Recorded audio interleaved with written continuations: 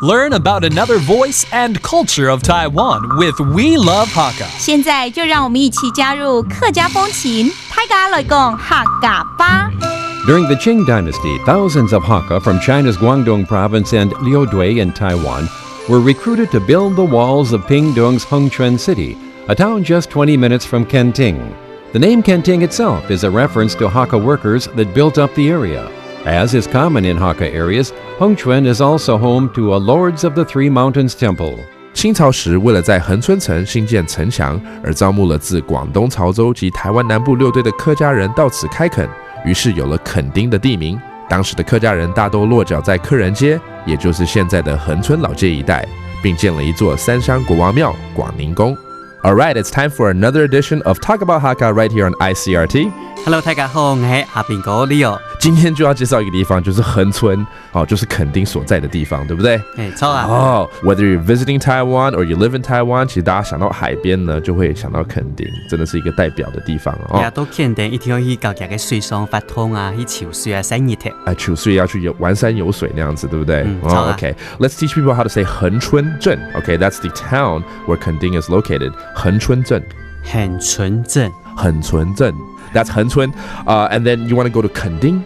垦丁。垦丁. Okay, that's 垦丁.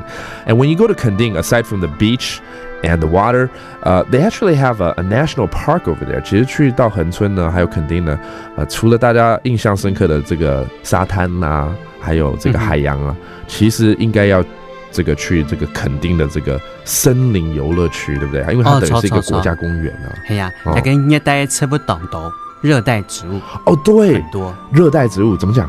热带植物。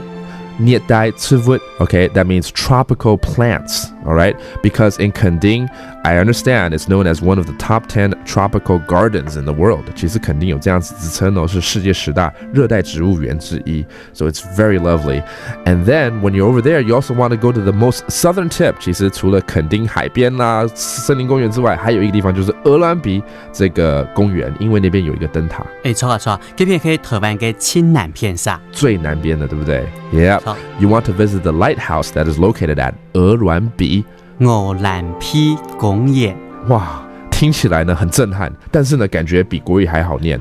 再讲一次，鹅銮鼻公园。鹅銮鼻公园。Be careful when you say that. You got to put it into context, all right? That does it for today's Talk About Hakka. 什么大家？按子 say 张来了。客家风情由行政院客家委员会监制。We Love Hakka has been brought to you by the Executive Yuan's Council for Hakka Affairs.